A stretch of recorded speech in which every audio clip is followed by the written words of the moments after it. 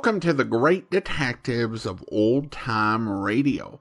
From Boise, Idaho, this is your host, Adam Graham. If you have a comment, email it to me, box13@greatdetectives.net. Follow us on Twitter @Radio Detectives and check us out on Instagram, instagram.com/Great Detectives. I do want to encourage you to make sure you never miss an episode. Follow the podcast using your favorite podcast software, including TuneIn, Stitcher, Spotify, or the iHeartRadio app. Today's program is brought to you in part by the financial support of our listeners.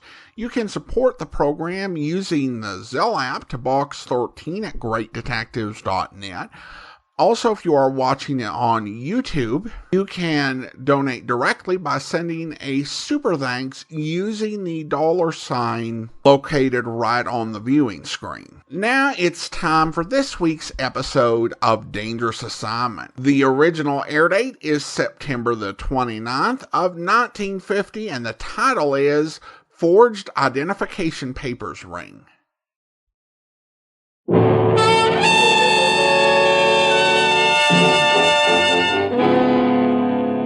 Dangerous Assignment, starring Brian Donlevy as Steve Mitchell.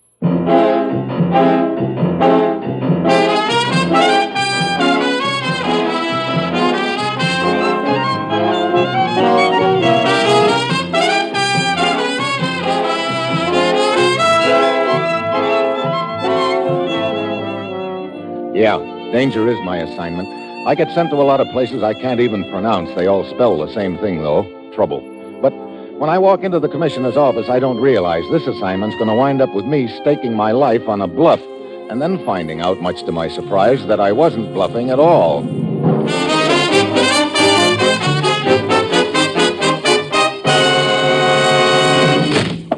Morning, Commissioner. Ruth said you wanted to see me. Steve, last night 3 men landed in Miami by plane. They were picked up in a limousine. The local police chased them, and the car crashed, killing all 3 men. So, what's all this got to do with us, Commissioner? One of those men was a well-known foreign agent. Oh, I see. How about the other 2? The check was made on their identities. Phony, both of them. Oh, you mean they were carrying phony identification papers? No, the papers were legitimate enough, but they didn't belong to the men who were carrying them. We believe those papers were stolen from U.S. citizens who were traveling abroad, and in each case, those citizens were traveling alone and unattached. 5 will get you 10 that also, in each case, those U.S. citizens are dead right now. Exactly. Steve, it looks like we're up against a clever and vicious scheme to get foreign agents into the States. Yeah, they grab one of our tourists, bump him off, take his papers, and then slip one of their boys into the States with those papers. We've got to work fast. We don't know how many times they've pulled this trick so far, but we've got to keep them from continuing. Get down to Miami, Steve. Backtrack their operation until you find out who's behind it, then smash it once and for all.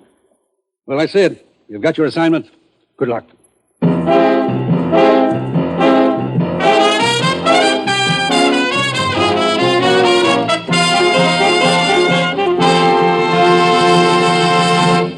The National Broadcasting Company is presenting Dangerous Assignment, starring Brian Donlevy in the role of Steve Mitchell, colorful, two-fisted government agent. At all those places of the world where danger and intrigue walk hand in hand, there you will find Steve Mitchell on another Dangerous Assignment.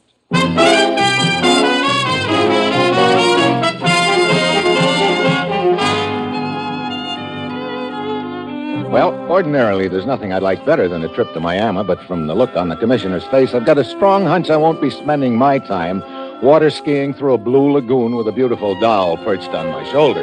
My plane lands there on Friday morning, and I head for the immigration office. Oh, Mitchell, we've been expecting you. I've got some luggage here you might be interested in looking through. This stuff here? Yeah, just help yourself, huh? This is the stuff that originally belonged to the tourists that we think these foreign agents murdered and then impersonated.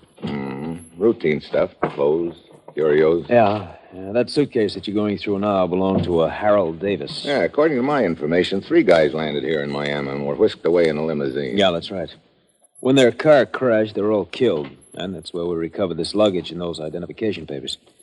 But it didn't take us long to discover that the men in the car didn't belong to this stuff. Oh, what kind of a plane did they land in? A regular passenger plane. Caribbean Airlines from Trinidad. What is it?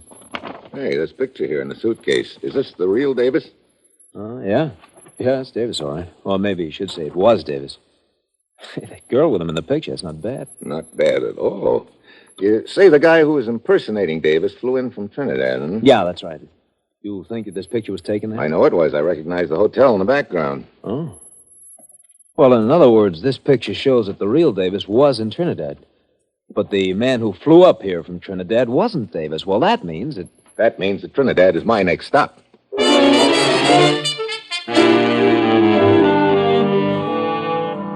So the trail's warming up. At this point, it looks like Trinidad is the spot where the switch has been taking place.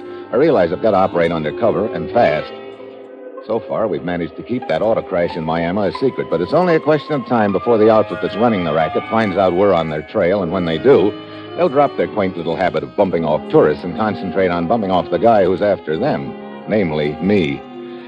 My plane lands in Trinidad the next afternoon, as usual. It's hot, but I've got an uneasy feeling that before I wind this one up, it's going to get a little hotter. I scout around to find the office of the Caribbean Airlines. Back of the counter, a tall, skinny gent is sleepily fanning himself with a travel folder. Oh, good afternoon, sir. Hi, you the ticket agent here?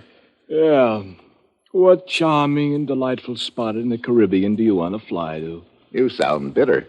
Well, this morning I didn't get a job I was counting on back in the States, and I also didn't get a raise here. Instead, I got a heat rash. I should be happy. Courage, Camille. Thanks, old man. Now, where do you want to go, or did you just want to browse through some rare travel folders? I'm checking on a friend of mine, a guy named Harold Davis. Oh? What about him? Oh, I owe him some dough, and somebody told me he left Trinidad by plane the day before yesterday. I thought you might be able to check it for me. Okay. Davis. Yes. Harold Davis took off for Miami night before last, Flight 17. Wonder why he decided to leave here. This is something we don't ordinarily ask our customers. Did he make the reservation in person? Well, no, it was handled through Interocean. Interocean? Mm-hmm. Travel agency here in Trinidad. I see. You happen to have their address? Yeah, here's their card. It's just down the street. Thanks, What's the matter? Nothing. I won't keep you up any longer. So long.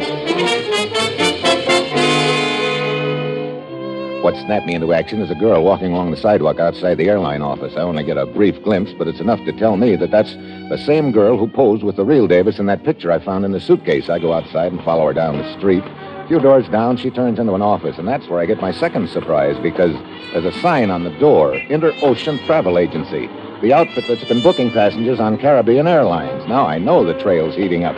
I follow her inside. Hello. Hi. What can I do for you? Well, that's what I came in here to find out. You run this travel agency? Sort of. I'm Miss Gray. Susan Gray. You a tourist here? Yeah, sort of. Sounds like you're a little at loose ends right now. Matter of fact, I am. Maybe it's just that I'm running out of places to go and things to do. Can't your wife suggest something? I'm not married. I see. Traveling alone? Yeah. Well, I'd be very happy to suggest any number of interesting little side trips. Good. That is, if you're not on any fixed schedule. What I mean is there anyone in the States who's expecting you back at any particular time? No, I'm what you might call completely unattached. Oh? Well, in that case... Yeah, that's what I was thinking. I could sure use someone to show me around Trinidad. That is, if you happen to have any spare time. I think that could be arranged. Steve Mitchell.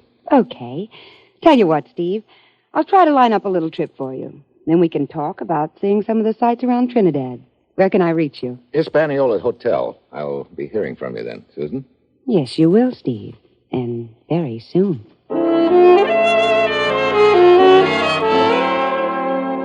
I start back to my hotel, so I dangle a little alone and unattached bait in front of little Susan's nose, and she snaps it up like an underfed cobra, which is all very fine, except that what it boils down to is that I'm setting myself up as a grade A clay pigeon. Then, as I'm walking down the street, I pass a bar, and I hear a very familiar voice. I shove open the door and go in. It's my old friend, Lord Byron, the calypso singer. So come to the Trade Winds Bar for your drinks. The price is right and the food, it's good too. And Lord Byron spots me at the bar, and his face lights up like a neon sign. Oh, once was a brave man, Steve Mitchell, he, the best ever came to Trinidad colony. He made a friend of Lord Byron, that's me, and both of us went sailing out to sea. We ran into bad men in diving suits and had much trouble, you can bet your boots. But when all the fighting was over and done, the bad men had lost and Steve Mitchell had won.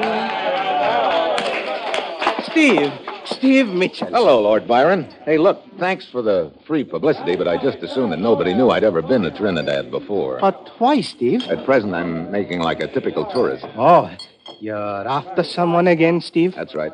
Why don't you give it up, Steve? Huh? Always you look for bad men. Why don't you forget it? Now, me, I'm a happy man. This is the life here. To go fish, to go sail, to lie in the sun, to be happy. That's nice work if you can get it. There is more to life than this. Well, I guess there shouldn't be, but What's the matter, Steve? that girl who just came in. Girl? Oh, sure. She's nice looking, Steve. You want to meet her? I've already met her. Susan Gray works for a travel agency. Did she come in here often? Oh, yes. She comes in here almost every night. The tourists, she's always with them. I see. Well, that checks. Okay, I think I'll go have another talk with her. Be careful, Steve. No trouble. No trouble. Hi. Well, hello, Steve. I was just thinking about you. How was it? The thinking. Nice. When do we start seeing the town together? Tonight, maybe? Oh, I'm sorry. I have plans tonight, but we'll make it real soon. Okay. And in the meantime, I'm trying to line up a little trip you might be interested in. Oh, good evening, my dear. Oh, hello, Carlos. I do not believe I have met this man. Well, you couldn't have very well. I just met him a couple of hours ago myself. Steve Mitchell, Carlos Gelder. Hello. This man is perhaps bothering you, my dear. Of course not.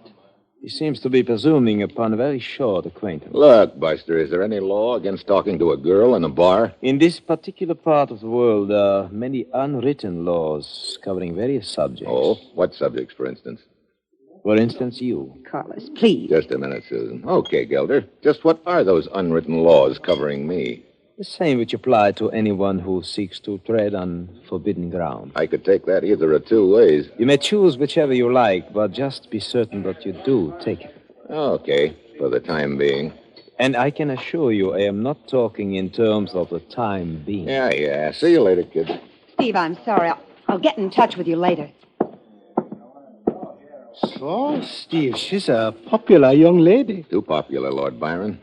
Who's that little gent in the white suit I was just exchanging gay repartee with? Oh, he's a bad man, Steve. Stay away from him. Oh?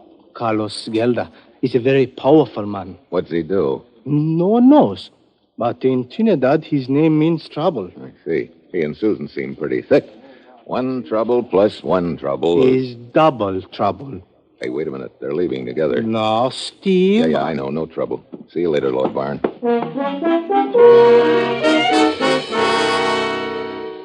By the time I get outside, Susan and Gelder are nowhere in sight. I start along the sidewalk, and suddenly there's a guy walking beside me. A grinning native. I speed up. He stays with me. I stop.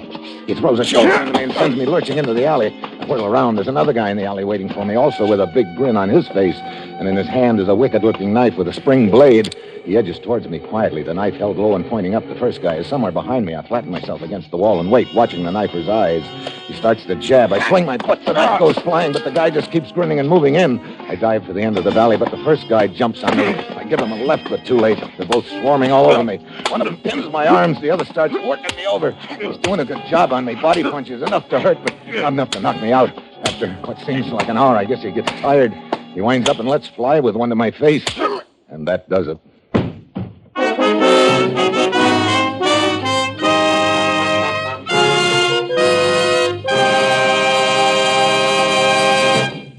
Here's a word about another NBC Chime favorite returning to the air this fall. It's Chester A. Riley, played by William Bendix in the hilarious Life of Riley.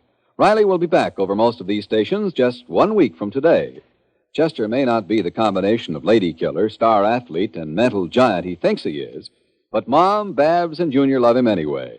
And you'll love them all, even the friendly undertaker, Digger Odell, when The Life of Riley returns just 1 week from tonight. The Chimes are your invitation.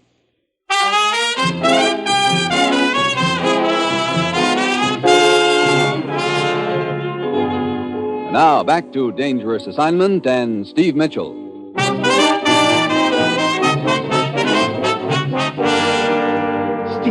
Steve. Oh. Steve. Come on, Steve. Steve. Oh, Lord Byron. What happened, Steve? Oh, I wasn't playing tic-tac-toe. I don't know. Steve, it's no good. Someone was giving you a warning. Oh, come on back into the bar with me. I could use a drink along about now. Look, did Susan and Gelder come back into the bar after I left? No, I didn't see them. Steve, Lord Byron is your friend. He gave you good advice. Yeah, I know. His trouble. I'm afraid it's a little late in the game to back out now. Come on, let's go on over to the bar. So just then this other guy sticks his head out and says, now get this. He says, okay, wise guy, how are you going to get back? Yeah, don't you get it? How are you going to get back? Yeah, that's the trouble. You guys just don't appreciate a good American joke. Scotch and soda, bartender. Hey, another American. Huh? Oh, yeah, another American. Clay's the name, friend. Abner H. Clay. Put her there. Hi. Mitchell's mine. Here, let me buy you a drink. Thanks, but I insist, friend, I insist. Okay, thanks. Well. It sure is good to run into another traveler from the blessed land. Huh? Yeah. Now, don't get me wrong, friend. I'm having a whale of a lot of fun on this trip, but I just haven't seen anything that compares with a little old hometown, good old Milwaukee, Wisconsin. Yes, sir. Say, I got a great idea. Why don't you and me do this town up together? Thanks a lot, but no thanks. Oh, come on. Say, I can show you places you never even dreamed about. And girls? I suppose you've even got a chicken inspector badge, too, huh? What? Skip it. Oh. Come on, friend. Let's make a night of it, huh? What do you say? After all, it's my last night here for a few days. I want to make the most of it. What do you mean, your last night? Well, gonna take a little boat trip around the islands.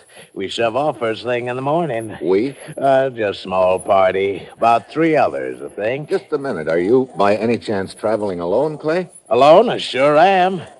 You know, tell you how it happened.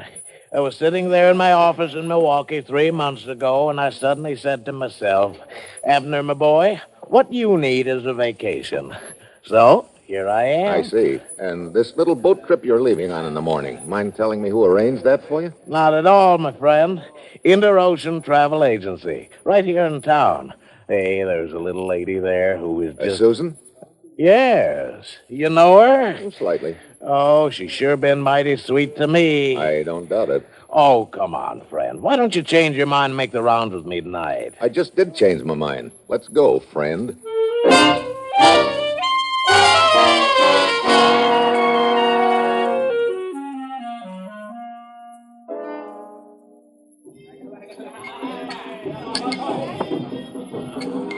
Oh, brother, is this someplace, huh, Steve? Well, it looks about the same as the last 5 bars we've been in, Clay. Look, this boat trip you're taking in the morning. Yeah? Have they told you where you're going?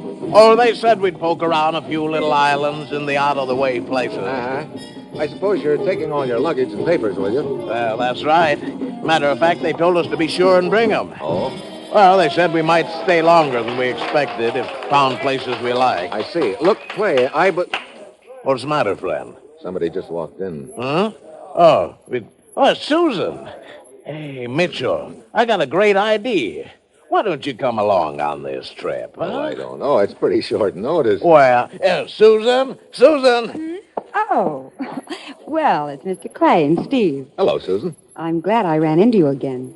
Where's your boyfriend, Gelder? Oh, we had a quarrel. I'm awfully sorry about that scene he caused at the Tradewinds bar. I collected a few lumps in an alley right after that. What? But I don't suppose you or Gelder would know anything about that. Of course not. I don't understand, Steve. I'll skip it. Oh, say, Susan, I just had me a great idea. What is it, Mr. Clay? Well, Steve and me, we gotten to be old buddies, and I was wondering, why couldn't he go along on this boat trip in the morning? I was working on a trip for Steve a little later on. I'm afraid the one tomorrow is pretty well booked up. Oh, well, I'll bet you could change that, little lady. Yeah. Now, couldn't you? Well, I suppose I could make some last-minute arrangements. I'd sure appreciate it. All right. There, that's my girl. That's my girl, all right. How about that, Steve? Isn't that swell? Yeah. All right, now, I'll tell you what. Meet me down at the dock at 7 tomorrow morning, okay? All right, Clay, I'll be there.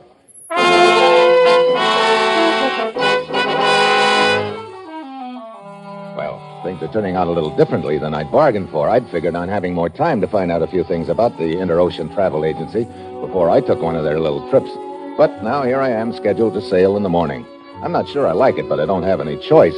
To back out would probably arouse their suspicions, and besides, looks like I'm stuck playing nursemaid to the happy American tourist, Clay, who's looking for all the world like the pigeon of the same name right now. The next morning, I take my luggage down to the dock at 7 o'clock. Susan and Clay are already there beside a small motor launch.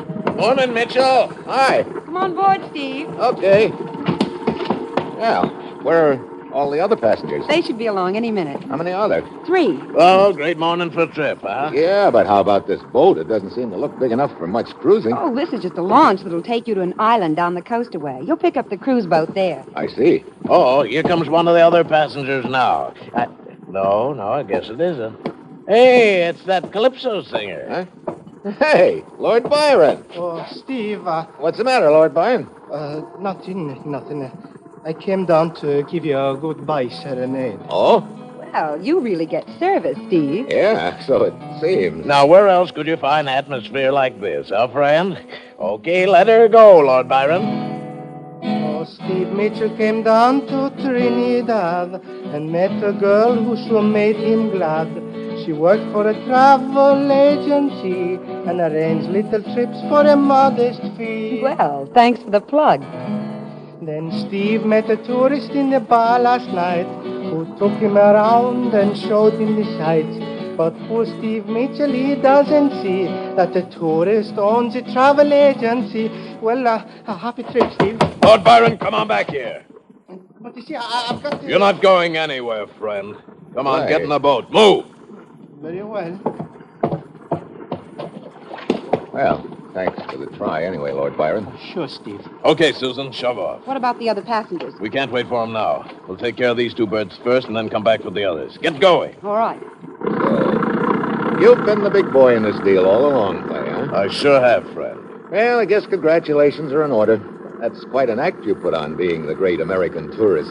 Not bad at all, is it? And with Susan giving them the come-on, I don't suppose you have much trouble getting all the unsuspecting tourists you need.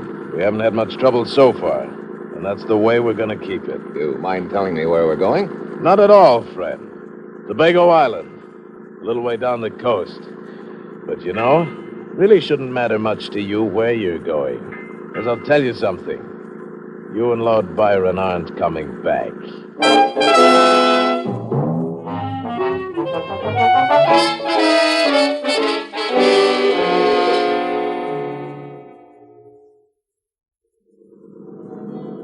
Oh, Steve and Lord Byron got big troubles now. They're locked up in the cabin of a little scow.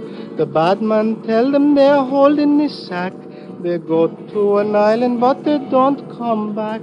Hey, look, will you lay off? It's bad enough being cooped up in here waiting for the axe without you making a musical comedy of it. All right, Steve. But why is he taking us to Tobago Island? That's probably where his agents are hiding out, waiting. It's probably also the tourist graveyard. Incidentally, where is Tobago Island? We've been cruising about 2 hours. There's another hour left to go.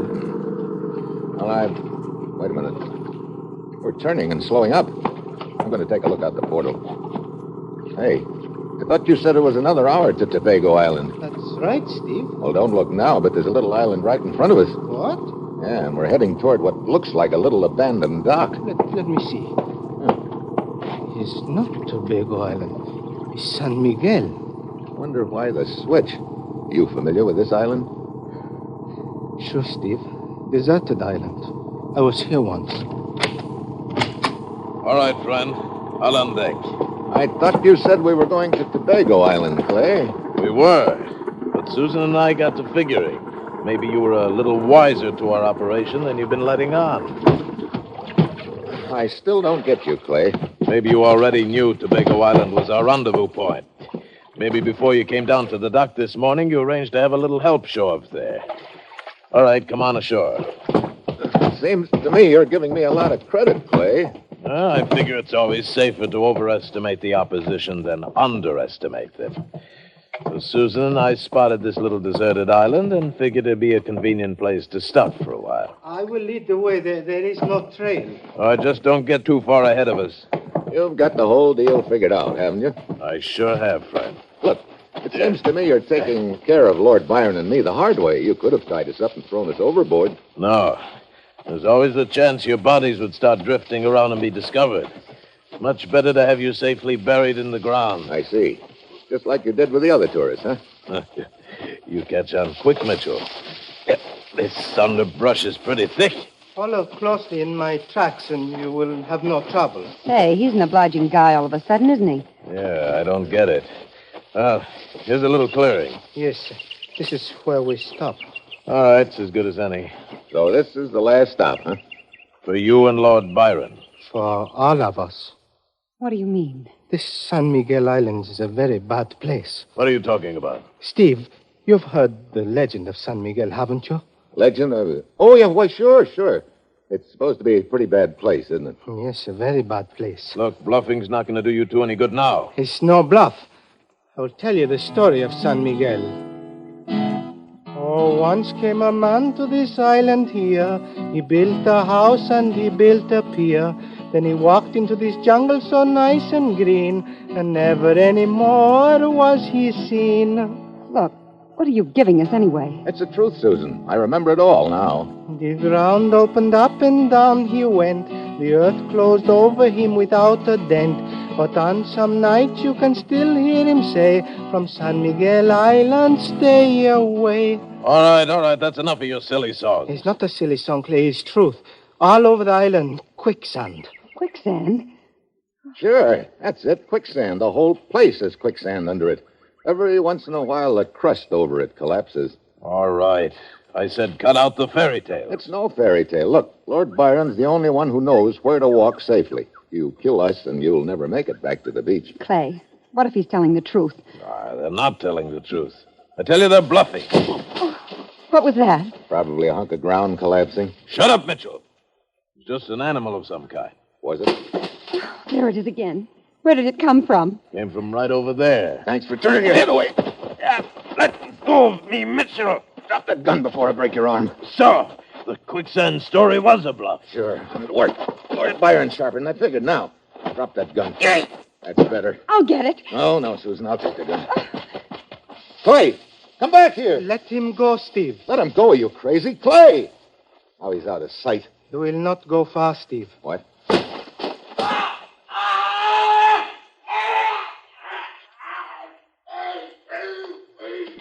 Oh, Clay.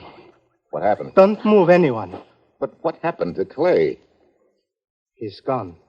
Quicksand. What? Quicksand, but I thought I was telling the truth. Is San Miguel very bad place? Oh, brother. All this time I thought we were just bluffing. Come on, let's get out of here. Lord Byron very happy to do just that. Look, you can't leave me here. Don't worry, you've got a date with the jail, Susan, and I imagine the Harbor Patrol will be happy to head for Tobago Island to pick up Clay's boys. Well, let's go back to the beach, Steve. Okay, but just one thing now. Oh, Steve's friend Lord Byron has saved the day, and under the quicksand you'll find Clay. Now 2 more words and then I'm through. My dear Lord Byron, after you.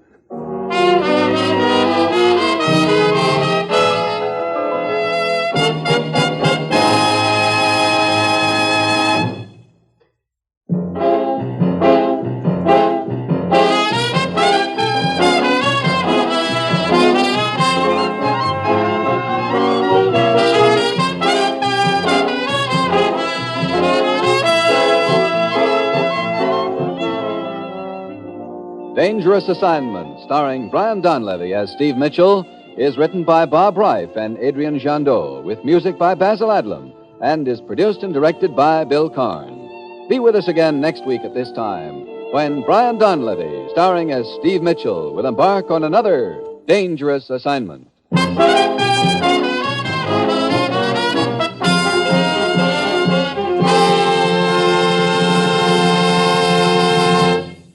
3 chimes mean good times on NBC.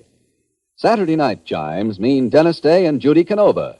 Dennis Day will be back on Saturday, October 7th, just 1 week from tomorrow, with more songs and merry, mischievous mix-ups. The Judy Canova Show returns on the same day. And when Judy and her pals get together, it's 30 minutes of mountain-style music and mayhem. The chimes are your invitation to Dennis Day and Judy Canova. And now, stay tuned for Dimension X on NBC.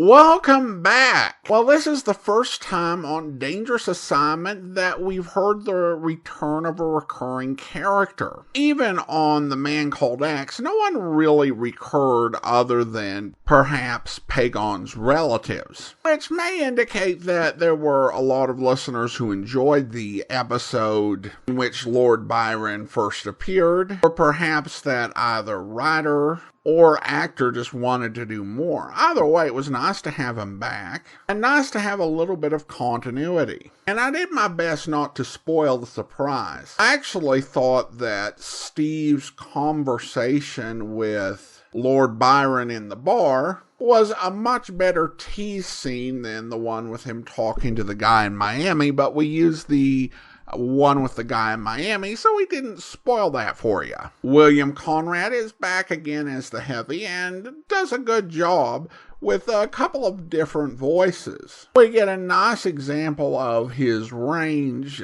in this episode, as the fake character he played was very different from the actual character. So he was clearly having some fun with it. Though I have to say that I became suspicious of Conrad's character. Well, I was almost certain that he was in back of it when he persuaded the lady from the travel agency to make room for Steve. They're not going to do that for just your typical unassuming American tourist.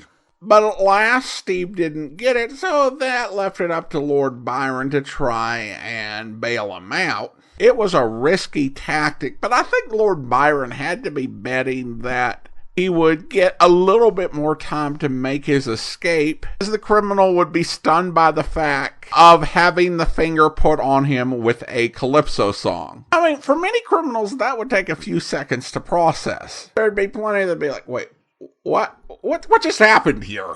But the villain got undone by his own paranoia. I mean, Steve had no way of knowing what island they were going to. So once again, Steve's greatest ally comes through in the pinch. Dumb luck. Or in this case, his second greatest ally in this episode, the first, of course, being Lord Byron. And I do want to say that I admire the skills of someone like Lord Byron, who can come up with these sort of songs improv on the fly. Now, there is some basic mechanics to it, because something like the Calypso, it's got a very specific structure. But then that's got to be merged with the creativity and the spontaneity to be able to make a song on the spot. Whatever particular style you're working with, I really respect and enjoy those sort of performers. It's such a fantastic talent and takes a lot to develop. Probably the most unrealistic part of the episode is that Steve can halfway do that. Of course, I guess the writer just can't resist the idea of Brian Donlevy attempting Calypso, so he's got to write it in there.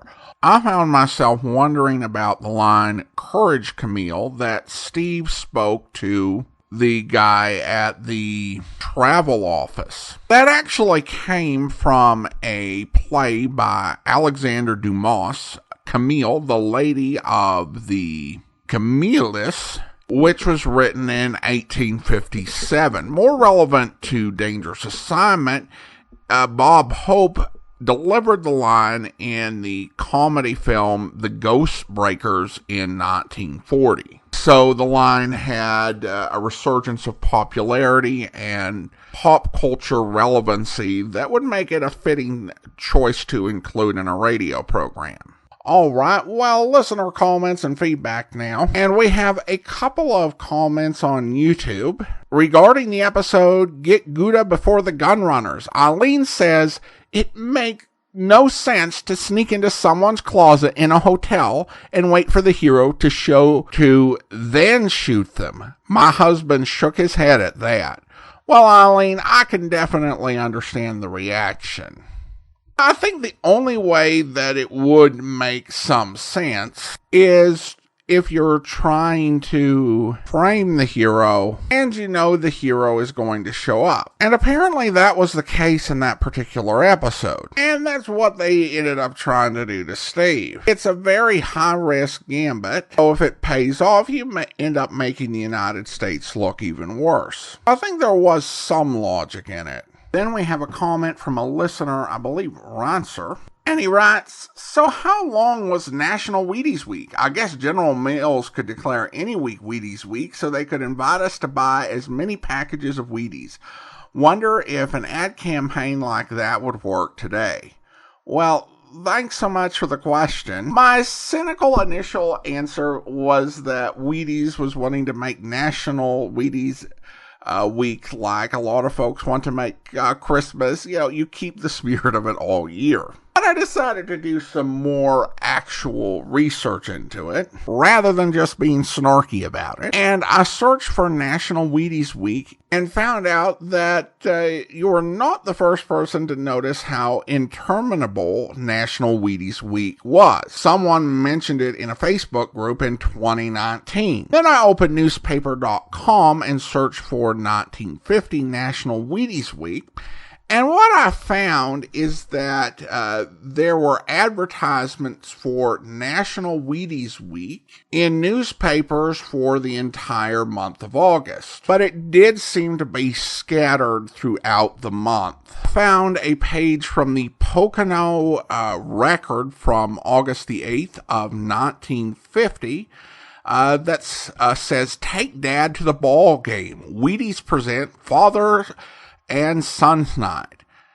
At Thursday, August 10th, Gordon Giffords Field, the Poconos versus the Nazareth Barons. Boys and girls 15 years or under admitted free with a Wheaties box top. An issue of the Sunbury Daily Item, there was a similar promotion for Family Night, where boys and girls 15 years or unders will be admitted free with a Wheaties box top when accompanied by an adult to the Tuesday, August 29th game between the Sunbury A's and the Allentown Cards. In the Lincoln, Nebraska paper, there was something a bit more standard with an ad for the several supermarkets where you could get 2 large boxes of Wheaties for 29 cents, or 2 giant boxes for 43 cents, and you could get a bottle of Pepsi Cola free with the purchase of 2 packages of Wheaties. So, while what we might be hearing on the radio is it seems like National Wheaties Week is going on a long time, it really does appear that National Wheaties Week was happening in different weeks in different parts of the country, which, if I might speculate, would seem to be a move to avoid having your corporate headquarters overwhelmed. And also with those different minor league teams that were cooperating with National Wheaties Week, they wouldn't have all of the same days available. And so as an advertiser on network radio, you were advertising a national campaign for several weeks, even though it was kind of rolling throughout the country in terms of where it was actually available. Although the nature of National Wheaties Week was not unnoticed, I did find an item in the Waco News Tribune for September 26th, 1950. Is there a high authority that decides about weeks? The situation seems to be in a state of absolute freedom, i.e., anarchy. An acquaintance reports hearing a voice on the radio proclaiming at intervals weeks apart that this was National Wheaties Week. That logically moves one to suggest that there is one week that really should be observed, the 7-day week. And no, I don't think that sort of promotion would work in today's world, or at least it would not work nearly as easily. We spend a lot more time focusing on such things, and you also have instantaneous contact from different regions of the country. I have to admire it as an example of business planning and logistics at its finest to coordinate all of these Wheaties weeks. I mean, it had to be some complicated undertaking. I can just imagine the guy they hired to do it. Well, I'll tell you, sir, we'd love to have you on board, but if you come on board, this is going to be the planning challenge of your entire career. And I can imagine the applicant saying something like, I helped Eisenhower plan the invasion of Europe. I can handle anything you have for me. And these people would be like, well, that whole invasion and liberation of Europe was glorious. But let me tell you what we have here. National Wheaties Week. But it's not just 1 week, really. It's several weeks. Depending on what city you live in, coordinated with numerous pro sports teams, local grocery stores, regional grocery store chains, as well as national radio advertising. And the applicant said, I've always wanted to try something a little bit more challenging. And on that note, it's time to thank our Patreon supporter of the day. And I do want to go ahead and thank Tammy. Tammy has been one of our Patreon supporters since September 2020, currently supporting the program at the Shamus level of $4 or more per month. Thank you so much for your support, Tammy. And that will actually do it for today. A reminder, if you want to be sure to never miss an episode of the podcast, I do encourage you to follow us using your favorite podcast software, including Spotify, TuneIn, Stitcher, or the Apple Podcast app. Next Tuesday, we'll be bringing you Michael Piper, Private Detective. And next Wednesday, another episode of Dangerous Assignment. But be sure and join us tomorrow for Philo Vance, where... Come in, please, won't you? Thank you. Sit down, if you will, and tell me how I can help you. Oh, Mr. Vance. Oh, it's quite all right. You're safe here. Won't you calm yourself and tell me what's troubling you? Mr. Vance, I saw him. I heard him speak. Heard who speak? My husband. Well, that doesn't sound like anything to break you up this way. But you don't understand. No, I don't imagine I do. What's so unusual about seeing your husband and hearing him speak? He's dead. I buried him 10 months ago. I hope you'll be with us then. In the meantime, do send your comments to box13@greatdetectives.net. Follow us on Twitter at Radio Detectives and check us out on Instagram, instagram.com/greatdetectives. From Boise, Idaho, this is your host, Adam Graham, signing off.